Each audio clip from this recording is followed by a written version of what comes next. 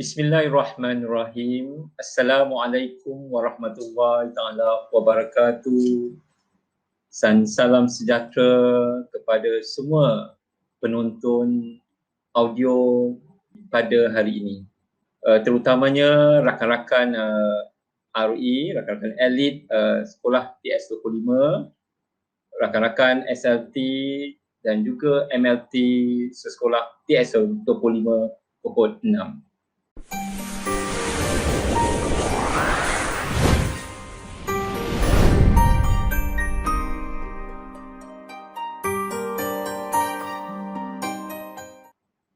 Tuan-tuan, puan-puan, rakan-rakan yang saya muliakan sekalian. Sekolah TS25 merupakan salah satu daripada program strategik Kementerian Pendidikan Malaysia. Bila kita katakan program strategik, bermakna ia pastilah memberi impak yang besar untuk kita mentransformasi sekolah di Malaysia menjelang tahun 2025. Mungkin rakan-rakan SLT di sekolah yang baru ataupun mungkin sekolah yang bukan termasuk dalam TS25 bertanya, apakah itu program TS25?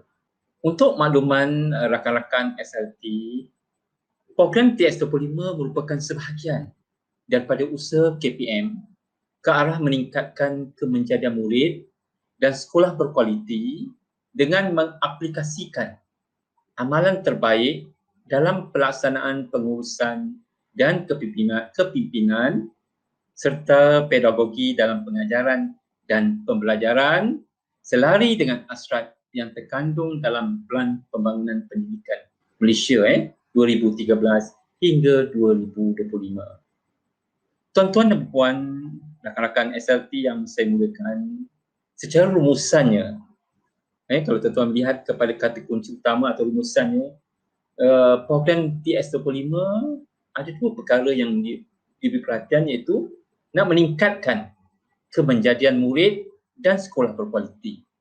Pertama, dan yang kedua, nak mengaplikasikan amalan terbaik dalam kepimpinan dan pembelajaran. Itulah program TS25. Tuan-tuan dan puan-puan, rakan-rakan SLT yang saya kasih sekalian, setelah kita tahu setelah kita faham apa yang dihasratkan oleh KPM melalui sekolah TS25, kita bergerak kepada kerangka konsep TS25. Dalam kerangka konsep TS25, kita ada 4 KRA. 4 KRA yang juga disebut sebagai fokus utama TS25. Iaitu pemimpin berkesan, guru berkualiti, sokongan PIBG dan persekitaran pengajaran dan pembelajaran bermakna. Jadi sebelum saya menyentuh sedikit tentang kerangka ini, saya ingin menjelaskan sekali lagi bahawa matlamat akhir sekolah TS25 ialah kemenjadian murid dan sekolah berkualiti.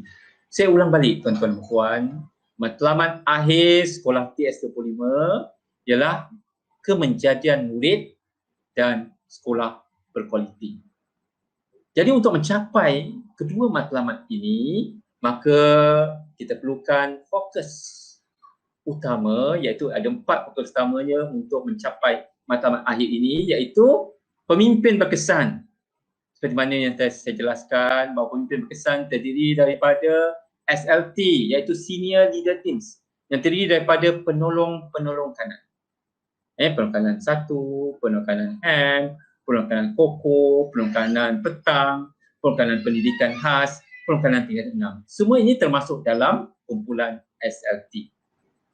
Manakala kumpulan yang kedua ialah MLT, iaitu Middle Leaders Team, yang terdiri daripada guru kanan mata pelajaran bagi sekolah menengah, ketua-ketua penatiar, dan mungkin juga ada kumpulan-kumpulan tertentu yang diwujudkan oleh pihak sekolah.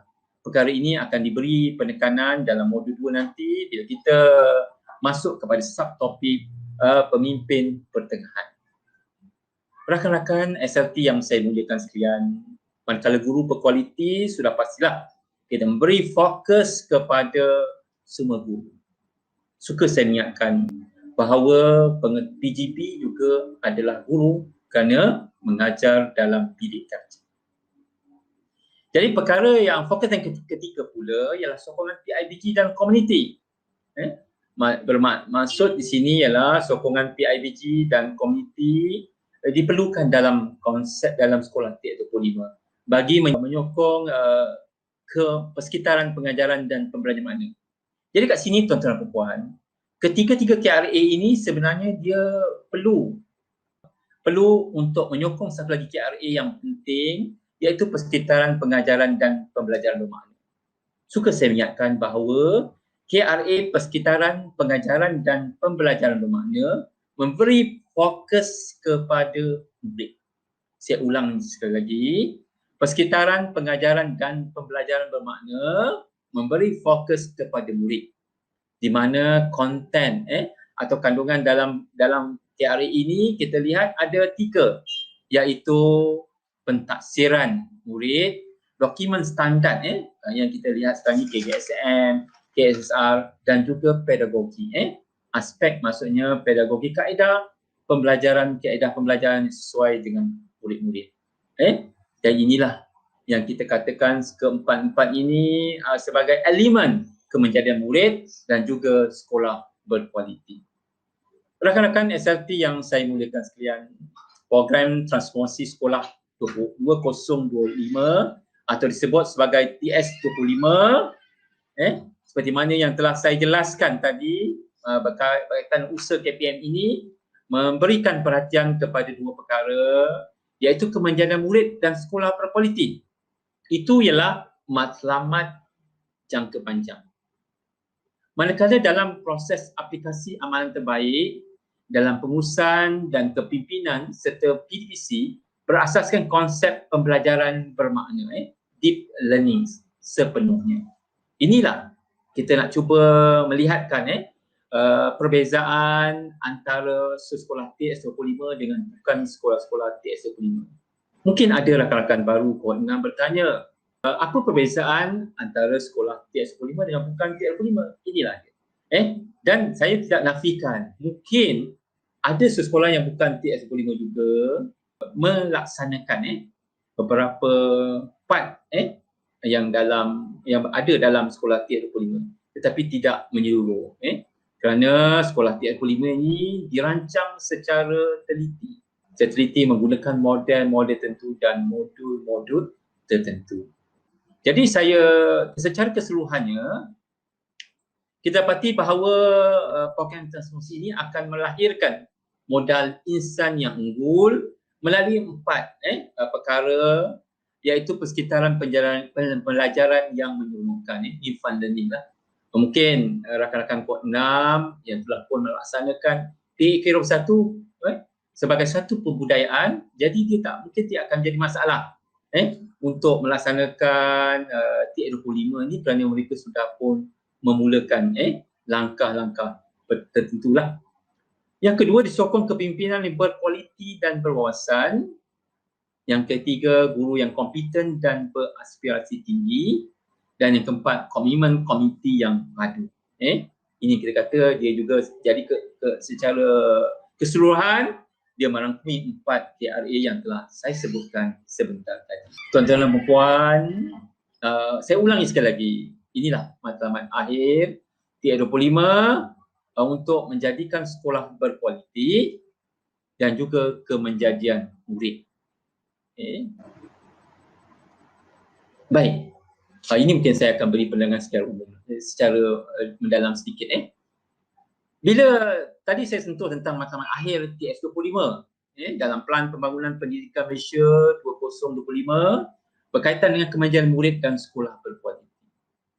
Sebab ramai dalam kalangan rakan-rakan SLT atau rakan-rakan sekolah bertanya, kita nak melihat apa perbezaan yang jelas antara sekolah TS25 dengan bukan TS25.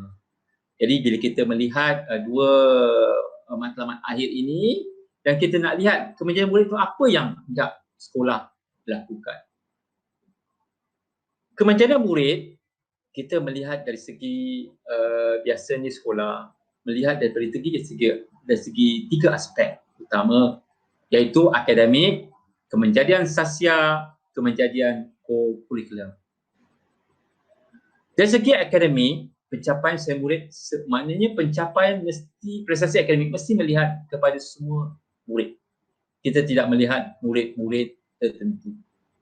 Sebab itulah saya nak jelaskan juga, mungkin apa yang saya paparkan ini mungkin pada tahun akan datang berlaku tindakan sebagainya, kerana akademik ini dia bersifat dinamik.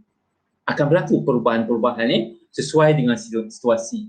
Apatah lagi kita sekarang berada dalam norma baru, beberapa perkara berkaitan dengan akademik sudah mula dibuat pindaan-pindaan. Walau bagaimanapun, apa yang saya paparkan ini sebagai contoh pentaksiran bilik darjah, melihat kepada tahap penguasaan atau disebut sebagai TP merupakan perkara yang sekarang diberi perhatian. Yang kedua, UPSR dan PPSR ini kita dah sedia maklum bahawa perkara ini telah pun dimansuhkan. Kerana saya ulangi sekali lagi, dalam aspek ini pendidikan itu bersifat dinamik, sentiasa berlaku perubahan mengikut situasi dan keperluan. Itu juga dalam pentaksiran tingkatan 3. Sebagaimana kita dah sedia maklum bahawa Menteri Pendidikan telah pun maklumkan bahawa perkara ini telah pun dibatalkan. Seterusnya, peratus dan bilangan pelajar ke jurusan STEM. Dan STEM ini juga perkara penting tuan-tuan dan puan, kerana kita telah sedia maklum bahawa perkara ini mulai tahun 2021 modul 325 telah ditambah. Satu lagi iaitu STEM. Jadi kita perlu melihat perkara ini, pelajar-pelajar, maknanya di sekolah 325 ini akan berlaku peningkatan bilangan pelajar yang memilih jurusan STEM. Jadi maknanya kita dalam 325 ini kita perlu ada satu strategi untuk memastikan pelajar-pelajar peningkatan bilangan ini dan akhirnya kita akan menyokong kepada dasar STEM ini. Seterusnya, literasi dan numerasi. Ini juga merupakan salah satu daripada saya anggap sebagai dasar KPM untuk memastikan bahawa celik huruf, celik nombor berlaku dalam sekolah 325 dan perkara ini dianggap sebagai pencapaian prestasi akademik juga. Jadi kalau mungkin sebelum ni di sekolah harian biasa mereka memberikan perhatian kepada pencapaian peperiksaan pusat, contohnya SPM, UPSR, apa lagi dulu PT3 dan sebagainya. Tapi sekarang ini kita melihat kemanjaan murid secara holistik. Holistik maksudnya perkara ini perlu diberi perhatian bahawa tidak ada murid yang tercecer. Tidak ada murid yang tertinggal dalam pencapaian akademik. Paling tidak minimum itu dapat dicapai. Begitu juga dengan kemahiran dui bahasa. Kemahiran dui bahasa ini ada dalam aspirasi murid, bahasa Melayu dan bahasa Inggeris. Tetapi saya yakin dan percaya mungkin ada sesetengah sekolah Kod 6 ini terdiri daripada sekolah kluster, sekolah berprestasi tinggi. Jadi kita anggap juga pencapaian prestasi akademik ini melibatkan bukan saja di bahasa, mungkin ada bahasa tambahan lain. Maksudnya bila kita dapati peningkatan bilangan pelajar ramai dalam penguasaan selain daripada bahasa Melayu dan bahasa Inggeris, bahasa tambahan lain, ini kita juga anggap sebagai kemenjadian murid. Baik, seterusnya selain daripada kita melihat dari segi pencapaian akademik, kita juga perlu melihat kepolipasaran. Kepolipasaran yang maknanya kita perlu melihat bahawa paling tidak terutamanya di sekolah menengah, mana pelajar sekolah rendah 6 tahun, sekolah menengah lebih kurang 5 tahun, kita perlu pastikan bahawa sepatutnya murid-murid ini layak mendapat sijil SPM, yang ini peratus LMS. Dan kemudian sijil SPM ini kita anggap sebagai kepolipasaran. Maksudnya mungkin dari segi pasaran kerja, pasaran dari segi melanjutkan pelajaran. Jadi inilah kita nak melihat adakah perubahan dalam sekolah TS25. Okay. Begitu juga boleh pasaran sijil tinggi persekolahan Malaysia. Ini dari segi aspek akademik, iaitu dari segi pencapaian dan juga kebolehpasaran ini perlu diukurlah. Sebab tu nanti bila tuan-tuan puan masuk kepada bab 2, kita mula membicarakan soal data. Jadi perkara-perkara ini perlu ada. Maknanya bila saja pelajar ini lepas daripada menduduki periksaan yang terakhir di sekolah iaitu SPM bagi pelajar tingkatan 5 dan STPM bagi tingkatan 6, kita juga dapat melihat kemenjadian dia bagaimana, kebolehpasaran. Adakah dia data menunjukkan bahawa betul sekolah kita ini sekolah transform.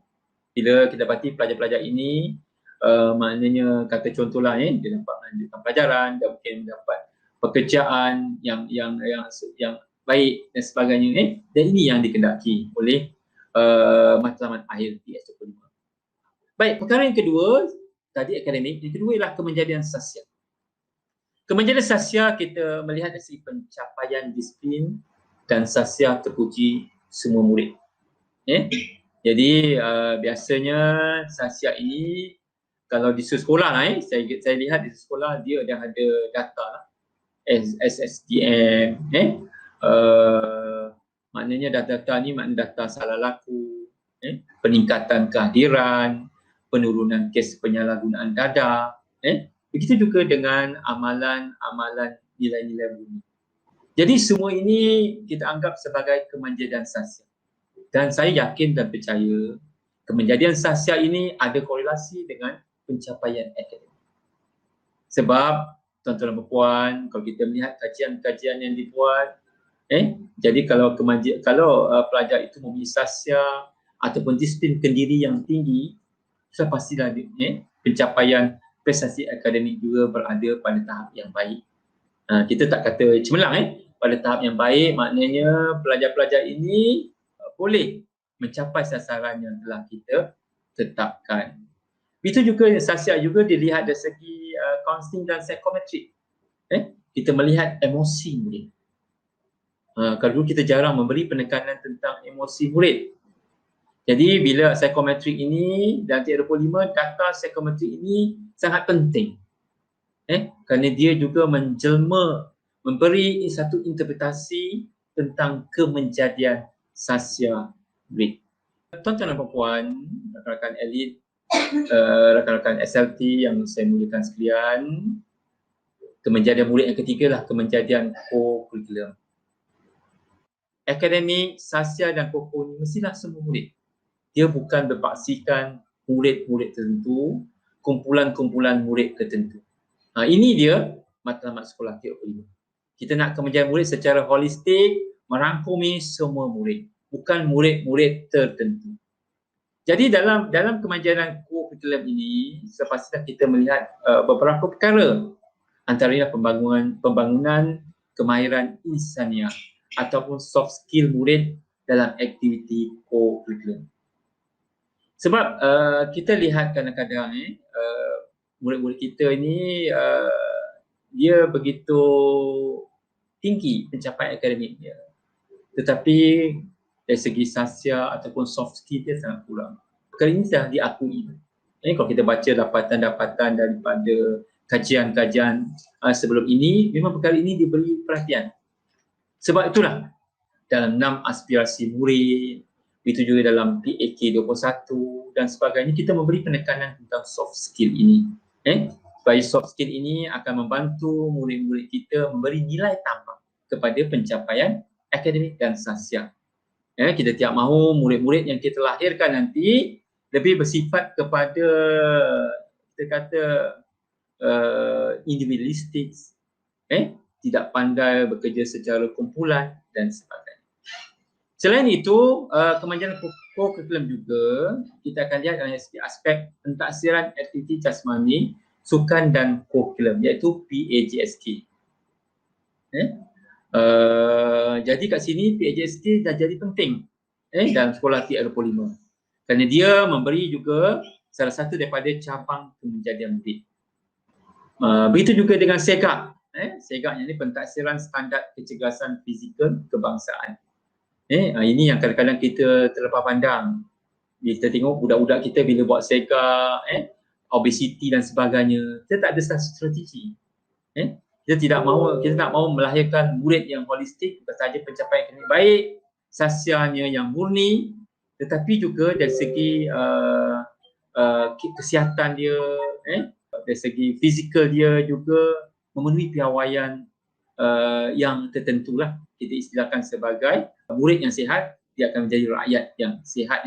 Apatah lagi kita sekarang berada dalam suatu norma baru, atau disebut sebagai dunia VUCA yang tidak kepastian. Jadi sebenarnya SEGAK ini sangat penting. Itu juga dengan pencapaian sukan dan permainan, pencapaian akademik, pencapaian badan beruniform. Jadi semua perkara ini sebenarnya daripada PAJSK, SEGAK, sukan dan permainan, akademik dan juga badan uniform, dia sebenarnya membina atau membangun kemahiran insaniah atau kita sebut sebagai soft skill murid. Ini yang kita dapati nanti sesuatu 45 perkara ini perlu diberi perhatian.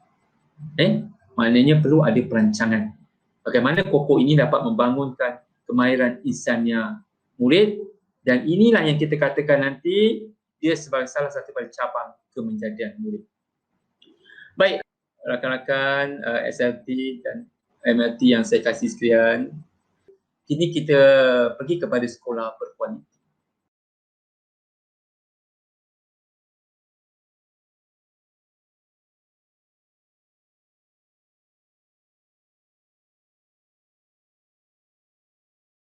Sekolah berkualiti, kalau kita melihat kepada pencapaian prestasi kepimpinan dan pengurusan sekolah yang cemerlang. Apa maksud pencapaian prestasi kepimpinan dan pengurusan sekolah cemerlang? Ini memberi makna bahawa sekolah itu akan dianggap sebagai sekolah berkualiti jika kita melihat dari segi grade purata sekolah. Pencapaian GPS. Sebab tu saya katakan walaupun kita sekolah TS25, kita masih lagi melihat aspek akademik. Yang kedua, penerapan sekolah berdasarkan SKPMD 2 yang kita lihat standard 1, standard 2, standard 3, standard 4 dan juga standard 5 tu lah kemenjadian murid. Jadi kita maknanya SKPMD 2 ni juga sebagai satu daripada ukuran kita berkualiti ataupun tidak. Sebab tu disarankan sekolah menjadikan SKPMD 2 sebagai tools management alat urusan kualiti jadi untuk melihat bagaimana perjalanan sekolah kita. Yang ketiga juga kita mungkin boleh mengukur dari segi penilaian pusat sumber sekolah. Kerana pusat sumber sekolah juga penting kerana merupakan salah satu daripada elemen fizikal yang membantu peningkatan kemenjadian murid. Jadi bila kita nak melihat kepada pencapaian murid, kita juga mungkin nak lihat bagaimana pusat sumber sekolah kita benar-benar mencapai satu tahap yang dianggap berkualiti, antaranya lah menang anugerah-anugerah, pertandingan-pertandingan, atau kita mungkin ada penilaian tertentu. Baik, seterusnya prestasi kewangan. Jadi prestasi kewangan bagi sekolah berkualiti perlu berada pada tahap baik dan cemerlang. Kerana kita mesti ingat prestasi kewangan yang diurus, sekolah yang diurus dengan baik, dia memberi satu gambaran kepimpinan yang berkualiti. Begitu juga dengan anugerah-anugerah lain kalau kita dapat, ini juga dianggap sebagai sekolah berkualiti. Sebab itulah kita lebih menggalakkan bagi wujudkan sekolah berkualiti ini, pihak sekolah perlu berani mencuba untuk melibatkan sekolah dalam pertandingan anugerah tertentu. Dia sebagai satu, kita kata sebagai satu simptom, sebagai satu penanda aras bahawa sekolah berada pada tahap kualiti yang kita kendaki. Maksudnya bila ada penilaian daripada orang lain, daripada luar, kita tahu kualiti kita kat mana, kantin kita dekat mana, asrama kita dekat mana, tandas kita dekat mana dan pelbagai lagi lah. Jadi bila ini baru kita dapat melihat bahawa bila kita mendapat penganugeraan, benar lah kita sebenarnya berada pada tahap kualiti yang telah ditetapkan. Itu juga dengan penerapan prestasi sekolah selamat, kepuasan pelanggan, hubungan luar, jaringan dan jalinan. Maknanya kita membina lebih banyak hubungan dengan pihak-pihak luar. Bukan saja di kalangan daerah kita, negeri, kebangsaan, malah di peringkat antarabangsa. Jadi bila kita dah masuk ke tahap antarabangsa sebagainya, maka kita dapat melihat inilah kualiti yang kita nak dalam sekolah TS25. Begitu juga dengan sarana sekolah, sarana ibu bapa. Kali ini ada diberi penekanan dalam sokongan PIBK atau PIBKS dalam sarana-sarana ini. Ini juga dia menjadi ukuran sekolah itu berkualiti ataupun tidak. Dan yang akhir sekali, maknanya kita anggap sebagai suara-suara, voice, teacher voice, student voice, parents. Maksudnya benda kita sekarang tak boleh, bila sekolah dia ni, kita tak boleh shock sendiri. Shock sendiri maknanya kita perlukan kolaboratif dengan semua pihak. Bagaimana kita perlu dapatkan maklum balas atau disebut sebagai voice, suara guru, murid, ibu bapa yang menjadi stakeholder kita. Jadi suara-suara ini akan membantu kita membuat penambahbaikan. Penambahbaikan inilah akan meletakkan kita sebagai sekolah berkualiti. Begitu juga dengan hal lain lah. Jadi maknanya selain daripada GPS sekolah, akademik, SKPM, PS, kita perlu dapatkan, bukan kata kejar, dapatkan penganugeraan yang lain supaya dapat meletakkan di mana penanda aras kita. Jadi bila penganugeraan ini, dia menjadikan kita katakan sebagai sekolah berkualiti. Baik, seterusnya saya sentuh sikit tentang indikator kemanjaan murid sebab saya rasa perkara ini penting dalam kita kata sebagai pengenalan kepada sekolah TS25. Tadi saya dah sebut tadi kemanjaan murid. Jadi mungkin kita boleh lihat ini sebagai satu, saya ambil ni daripada pihak luar ni, cadangan-cadangan supaya kita nampak lebih jelas di peringkat pengoperasian sekolah. Kita sebut kemanjaan murid, kita sebut akademik sebagainya. Apa yang kita nak lihat sekarang ini? Kalau dalam indikator kemanjaan murid, contohnya bina insan, ini mungkin cadangan. Kita boleh dari segi pelajar Islam, mungkin kita lihat dari segi aspek solat dia.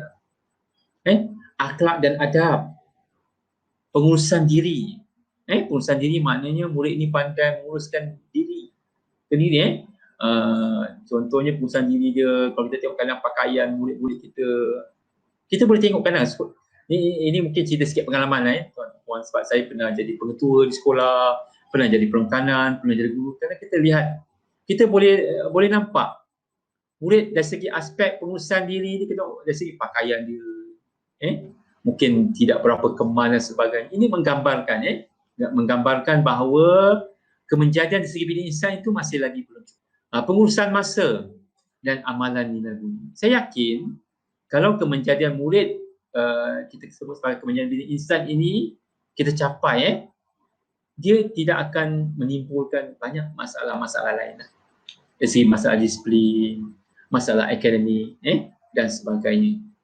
Jadi sebab tu di cadang kemenjadian murid satu ini kita memberi perhatian kepada bina insan.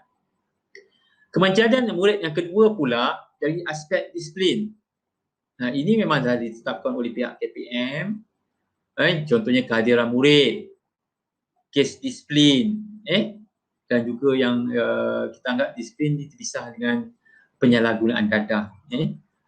Jadi perkara-perkara ini dianggap segi kemanjaan disiplin. Sebab tu saya sebut tadi, kalau kemanjaan bina insan ini dicapai secara individu, maknanya setiap murid 1 hingga 6 soalan akhlak, pengurusan diri, masa, nilai budi ni dapat dicapai, dia akan membantu kemanjadian yang kedua, iaitu kemanjadian disiplin.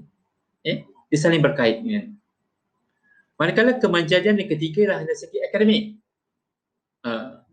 Maknanya akademik ini sebenarnya, ini pun saya kata untuk makluman rakan-rakan SLT dan juga rakan-rakan elit SIP, apa yang dipaparkan ini bukanlah suatu yang bersifat maksudnya permanen, tetap.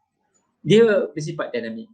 Mungkin ada perubahan-perubahan, ada penambahan dan sebagainya. Ini sebagai cadangan. Contohnya kemajuan akademik, kita melihat dari segi pencapaian tahap minimum. Murid tahun 6, tingkatan 3, mungkin sekarang ni kita nak aktif lagi, nak perhalusi lagi. Mungkin kita lihat kemajuan murid ni, kita tak melihat pada tahun 6, tahun 3, tingkatan 3 saja. Kita mungkin melihat dari segi tahap tahap 1, tahap 2, ataupun kalau ada setengah sekolah melihat lebih aktif lagi, tingkatan 1, tingkatan 2, 3, 4 dan 5. Kalau kita lihat kemajuan akademik secara menyeluruh ini perlu mengambil kira semua murid. Disebut semua murid, semua tingkatan terlibat. Begitu juga dengan peraturan layak ke STEM bagi tingkatan 3. Sebab kebimbangannya sangat tinggi sekarang ini, maknanya murid-murid hari ini minat terhadap sains dan teknologi semakin berkurangan. Bagaimana kita capai RI 4.0 kalau STEM ini tidak diperkasakan? Kalau semua murid tidak melihat pada ke arah ini, saya bimbang RI 4.0 kita akan mengalami satu proses yang lambat, slow atau mungkin terlencatlah. Sedangkan negara-negara jiran kita sudah jauh ke depan. Okey, rakan-rakan SIP yang rakan-rakan elit SIP dan juga rakan-rakan SIP yang saya muliakan, kemajuan akademik tadi yang telah saya sebut tadi, bermakna kita pergi kepada tadi peratus layak ke STEM bagi tingkatan 3, seperti mana yang saya sebut, kebimbangan yang tinggi dalam kalangan pemimpin pendidikan, peratus murid-murid yang mula meminati bidang STEM ini semakin berkurangan. Kita bimbang jika peratus murid yang terlibat dalam STEM ini, terutama di tingkatan 4, menurun, pencapaian kita dalam RI 4.0 ini juga mungkin terganggu. Sebab itulah saya minta maknanya rakan-rakan untuk melihat semula indikator kemajuan murid, mengambil kira dari segi layak STEM bagi pelajar tingkatan 3 dalam sekolah TS2.5. Begitu juga dalam layak mendapat sijil LMS, sebab kita kata tadi prestasi pencapaian akademik semua murid. Maka bila kita sebut semua murid, maka kita perlu pastikan dalam proses 11 tahun murid belajar, paling tidak murid-murid ini layak mendapat sijil tingkatan 4 dan 5. Saya nak berkongsi dengan rakan-rakan ni disebut deep dive ni. Rakan-rakan, saya pernah pergi ke sekolah Henry Geni. Sekolah Henry Geni, sekolah yang menempatkan pesalah-pesalah juana, pesalah jatuh hukum. Saya pernah bukan bincang dengan sebagai penyelas akademik. Kalau kita dapat kalau tuan-tuan dan puan dapat melihat rekod sekolah Henry Geni ini dalam 3-4 tahun yang lepas, pencapaian SPM dia sebenarnya jujurlah saya cakap lebih baik daripada sesetengah sekolah kita, maknanya sekolah harian biasa. Saya pernah dimaklumkan ada pelajar yang pernah mendapat straight E, pelajar yang mendapat 7A, malah pernah 1 tahun 100% pelajar dapat layak mendapat sijil SPM. Bila ditanya, banyak kekurangan di sekolah Henry Geni ni, antara kekurangan yang kita sedia maklum, pertama sekali murid-murid ni, kebanyakan murid yang menduduki SPM di Henry Geni ni, kebanyakan telah berlaku keciciran. Mereka tiap sekolah 3 tahun, 4 tahun, betul nak ambil SPM. Kemudian untuk mendapatkan maklumat, contohnya internet dan sebagainya, tidak ada di sekolah ini. Tapi bagaimana murid-murid ini dari segi pencapaian akademik mereka mereka boleh cemerlang seperti sekolah harian biasa. Jadi kat sinilah kita perlu menjadikan, bukan kata kita menjadikan penanda aras, kita menjadikan penanda aras kecemerlangan yang dicapai ini untuk kita melihat bagaimana kata murid-murid yang kita anggap sebagai murid-murid lemah, murid-murid yang kita nampak kececeran setahun 2 tahun, tetapi boleh mendapat sijil LMS. Jadi perkara ini boleh kita belajar daripada rakan-rakan yang lain. Jadi sekolah transformasi ini kita perlu membuka minda kita dan juga sikap kita lah kepada yang positif untuk pencapaian cemerlang. Begitu juga dengan kebolehpasaran melanjutkan pelajaran pasca SPM. Ini juga kita anggap sebagai kemajuan murid. Perkara ini telah saya sebutkan sebentar tadi. Bagaimana murid-murid yang kita keluarkan selepas SPM ini, ke mana hala tuju mereka. Kita tidak mahu murid-murid yang kita keluarkan ini mereka tidak ke mana. Mereka tidak contohnya melanjutkan pelajaran pun tidak, bekerja pun tidak tentu hala dan sebagainya. Jadi bila kita sebut kemajuan akademik, kita juga boleh melihat juga dalam aspek kebolehpasaran melanjutkan pelajaran pasca SPM. Dan mungkin tuan-tuan dan puan-puan, rakan-rakan SRT yang lain juga boleh melihat juga indikator lain selain pada yang saya paparkan ini. Jadi mungkin kita nak melihat yang saya sebut tadi, tingkatan 1, tingkatan 2, tingkatan 3, 4 dan sebagainya. Baik, yang terakhir indikator kemajuan kurikulum. Iaitu menjulang kebitaran kurikulum sekolah. Ini biasanya sekolah tertentu sepatutnya sekolah sudah mengenal pasti apakah kebitaraan kurikulum sekolah. Kita kena ingat kebitaran ini bukan kerana sekolah ini bukan sahaja sekolah ini mempunyai pencapaian yang sangat cemerlang dalam bidang kurikulum tertentu. Contohnya dia sebut rugby, kita akan sebut sekolah ini. Dan setiap tahun dia akan jadi johan-johan. Tetapi bila kita melihat, mengukur daripada semua murid, rupanya rugby ini kumpulan-kumpulan yang minoriti, kecil saja. Tetapi kalau kita katakan dia mencapai pencapaian cemerlang yang hebat di peringkat daerah, negara, kebangsaan atau antarabangsa, malah semua murid di sekolah ini juga paling tidak tahu tentang apa itu rugby. Boleh bercerita tentang rugby. Apatah kalau boleh bermain dengan rugby. Ini kita kata kebitaraan sebenarnya. Itu juga yang kedua, memperkasakan soft skill murid. Tadi saya dah sebut, sebenarnya dalam 6 aspirasi murid tu, elemen 6C tu, 6 aspirasi murid, itulah soft skill murid yang kita kendaki. Baik, rakan-rakan, kita bergerak perkara yang seterusnya iaitu objektif TS25. Objektif yang pertama TS25 ialah mengaplikasikan konsep dan amalan PDP terbaik yang berfokus. Jadi mungkin sebelum ini, maknanya sebelum sekolah TS25 ni, kita sering sekolah beritahu bahawa sekolah mereka telah pun melaksanakan PAK21. Jadi dalam TR25 ini kita membimbing sekolah lebih terarah, lebih berfokus untuk melaksanakan amalan PDP yang terbaik. Terutama dalam modul 3, modul 4, modul 6, modul 7 dan sebagainya. Semuanya ada hubung kait dengan amalan PDP yang terbaik dan berfokus. Yang kedua, membangunkan kepakaran dalaman melalui latihan yang komprehensif dan berstruktur kepada pembimbing pedagogi dan pembimbing kepimpinan. Inilah antara objektif sekolah 35. Maknanya kita nak membina kepakaran dalaman melalui apa? Latihan yang komprehensif dan berstruktur yang diberikan oleh rakan elit seperti SIP Plus, SIC.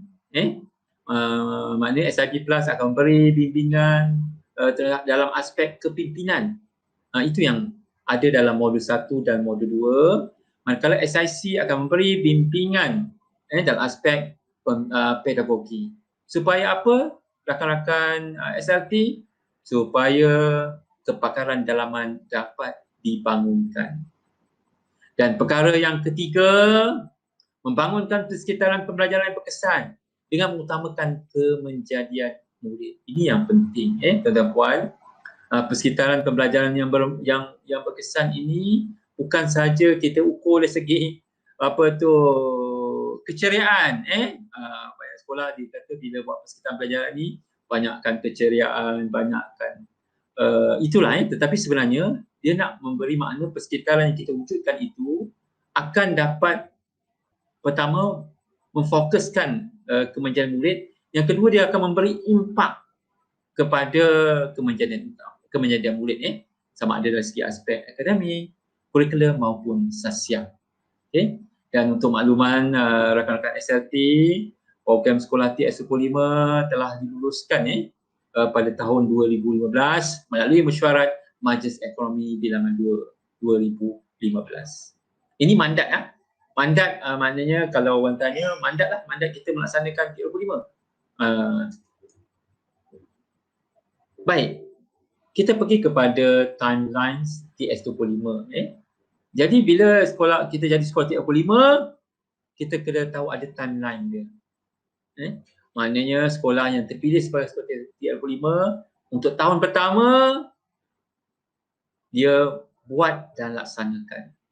Maksudnya dia belajar daripada modul-modul tertentu, kemudian dia laksanakan apa yang terkandung dalam modul-modul yang dipelajari dalam tahun 1.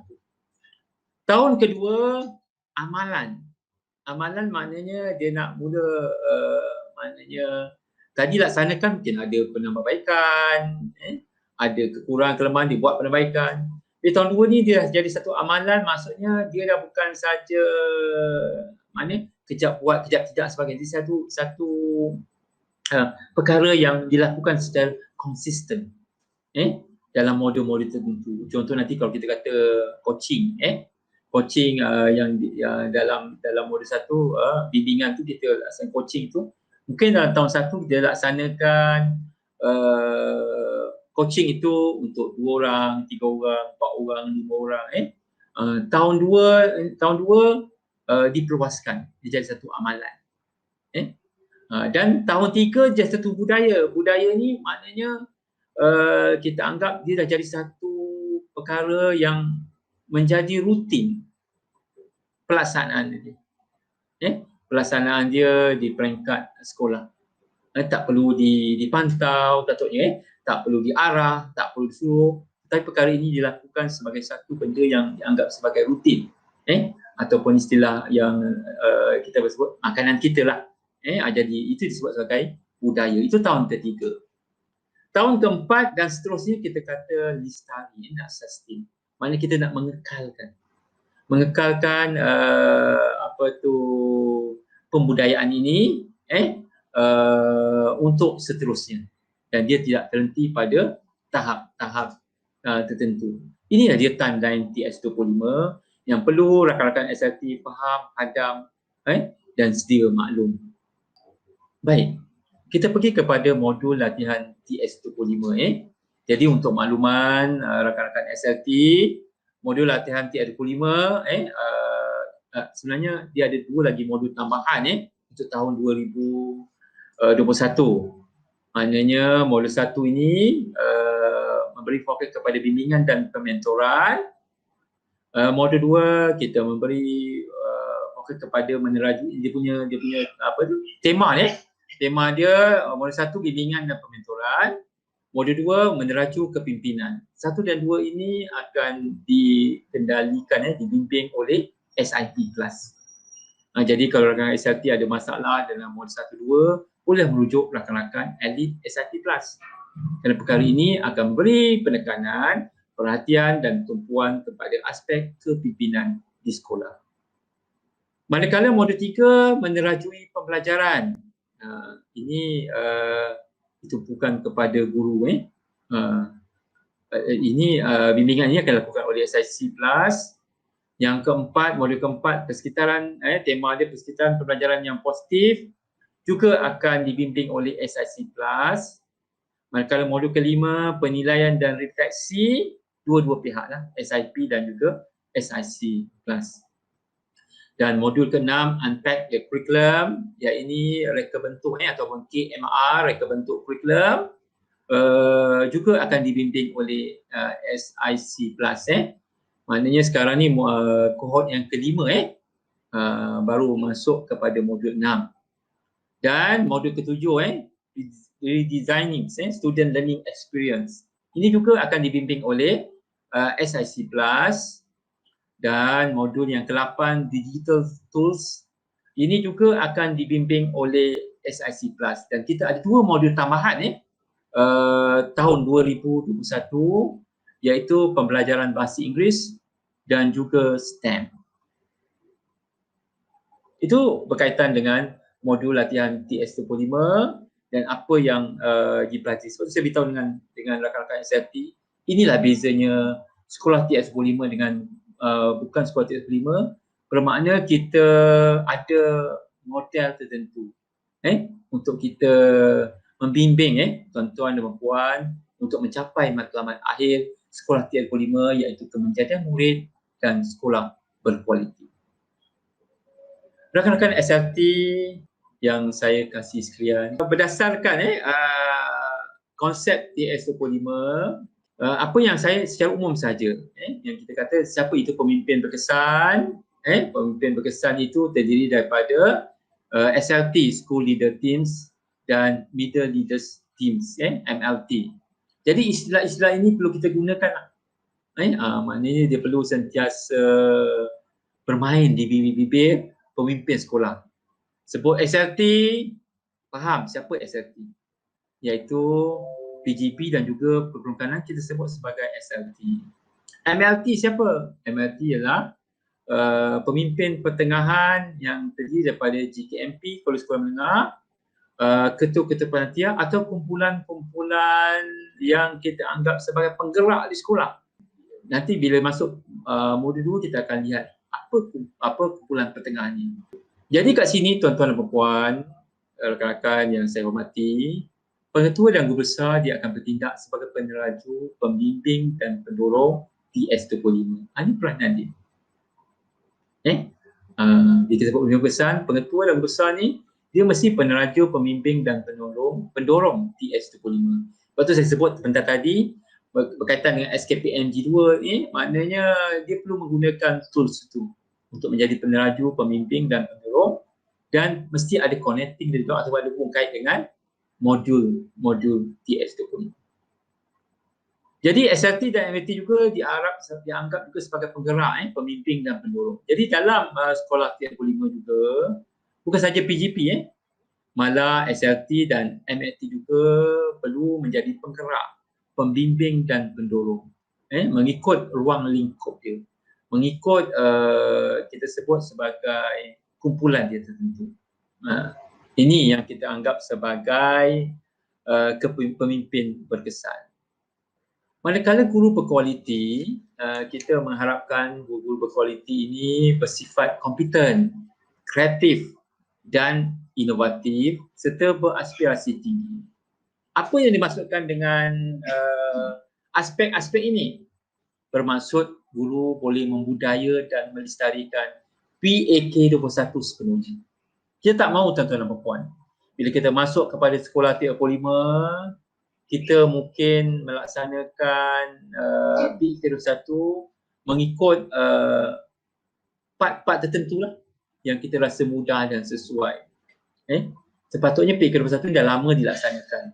Jadi bila masuk saja TS25 dalam modul-modul 3 dan ke atas itu, semuanya sebenarnya menjurus kepada pembudayaan dan pelestarian PAK21 sepenuhnya. Dan yang kedua, membudayakan PLC, Professional Learning Community. Ini juga satu daripada kita anggap strategi, strategi untuk melahirkan guru yang kompeten, kreatif dan inovatif serta beraspirasi tinggi melalui PLC. Jadi PLC ini perlu jadi budaya. budaya dalam kalangan guru dan dia perlu kita pastikan bahawa PLC yang kita laksanakan ini adalah PLC yang menepati apa itu piawaian PLC. Kadang-kadang ada setengah sekolah dia berbincang biasa-biasa tu pun dianggap sebagai PLC. Jadi kita kena balik kepada kata orang balik kepada asal, kita perlu melihat konsep PLC yang sepatutnya. Seterusnya membudayakan KEPAD, kemahiran berfikir arah tinggi dalam pedagogi, PDPC, co-curriculum dan lain-lain. Sebab tu saya kata tadi, mungkin ada sekolah yang terlibat dengan KEPAD, maknanya sekolah KEPAD atau juga sekolah STEM, dia tak jadi satu masalah. Tak jadi satu masalah, tak jadi satu isu kerana perkara ini perlu diselaraskan atau dijajarkan sesuai dengan TS25. Dan sebenarnya KEPAD dan STEM itu penting dalam TS25 kerana inilah yang kita katakan tadi matlamat akhir dari segi aspek akademik yang kita nak capai dalam TS25.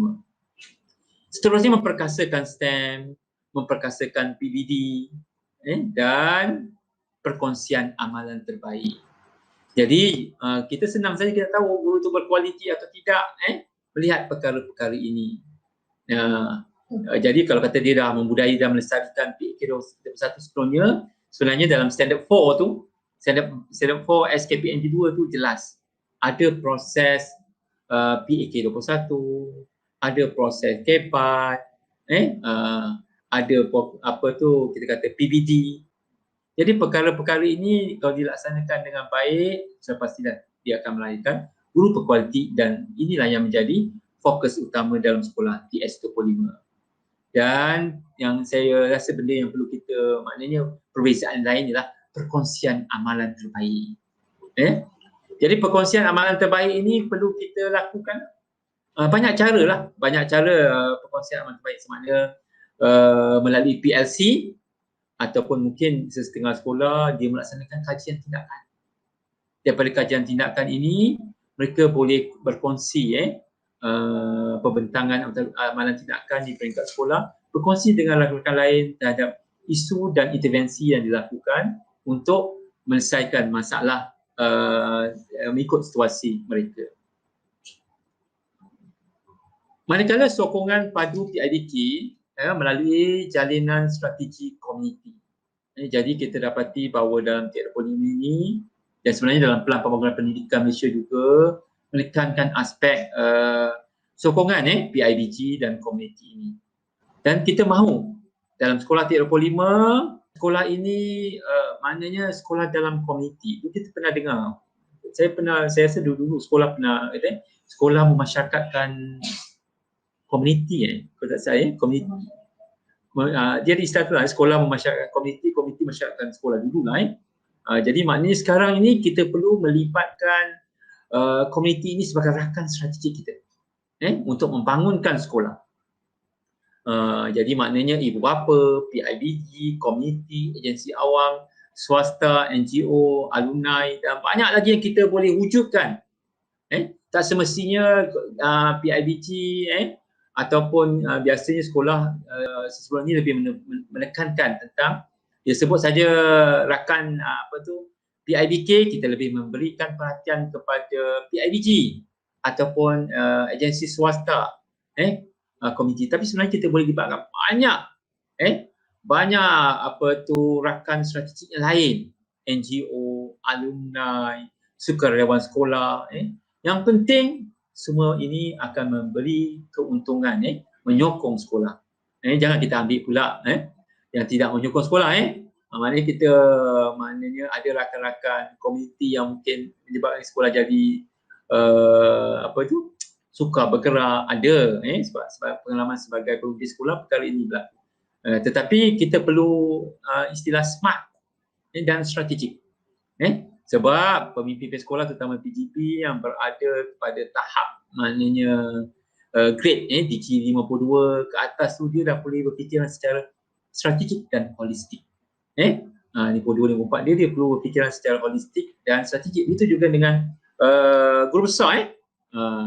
Jadi pilihlah rakan-rakan strategi komuniti yang mampu membantu kita untuk membangunkan sekolah mencapai matlamat akhir TS25. Baik, ini secara umum kalau kita lihat konsep TS25, dan ini sebenarnya saya yakin mungkin perkara ini akan dijelaskan lebih mendalam oleh rakan SIP yang akan memberi input tentang kerangka konsep TS25. Ini secara umum sajalah.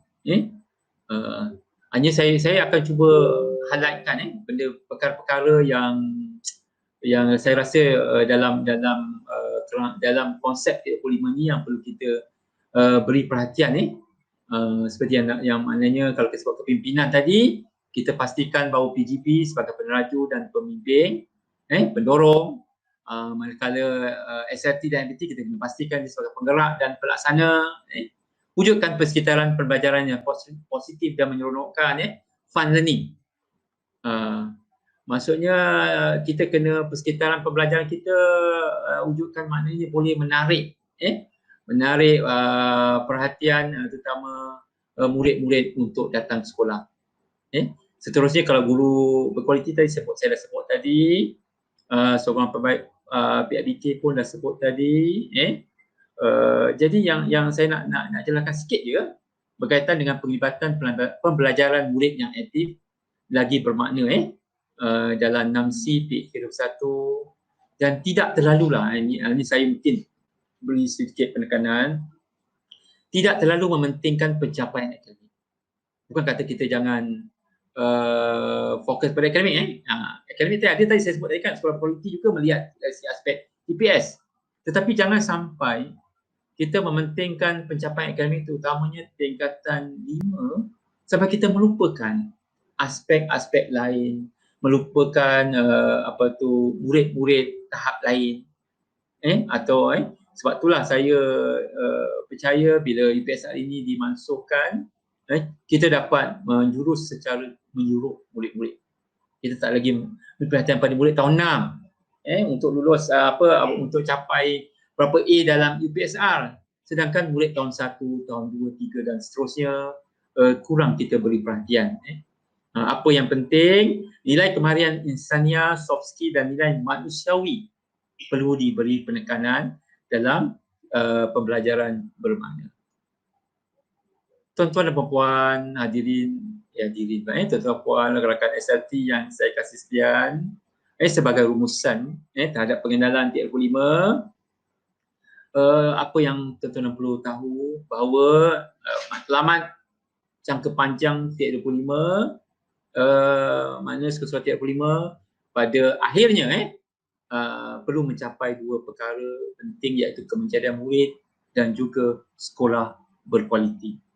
Nak capai matlamat akhir ini, kita memberi penekanan kepada 4 fokus utama atau disebut sebagai KRA, iaitu pemimpin berkesan yang terdiri daripada SLT dan juga MLT, guru berkualiti yang terdiri daripada semua insan yang bergelar guru, sokongan PIBG dan komuniti, maksudnya ialah PIBG dan juga komuniti ataupun kita sebut sebagai rakan strategik luaran pihak sekolah, dan yang keempat adalah persekitaran pembelajaran bermakna. Jadi kat sini secara keseluruhannya, saya ulangi sekali lagi, pemimpin berkesan memberi fokus kepada SLT dan MLT, guru berkualiti memberi fokus kepada guru, sokongan PIBG dan komuniti memberi fokus kepada PIBG dan komuniti, manakala persekitaran pembelajaran bermakna memberi fokus kepada murid-murid. Tuan-tuan dan puan-puan, rakan-rakan SLT sekolah, saya dengan pencerahan sedikit sebanyak ini, saya harap tuan-tuan dan puan-puan dapat sedikit gambaran apa yang dikatakan sebagai sekolah TS25. Marilah kita sama-sama bergerak sederap mencapai matlamat akhir sekolah TS25, iaitu kemenjadian murid dan sekolah berkualiti. Saya yakin dan percaya tuan-tuan yang terpilih sebagai sekolah TS25 bagi tahun 6 ialah tuan-tuan yang amat beruntung dan tanya saya ucapkan. Sekian, terima kasih. Ya Cik Man,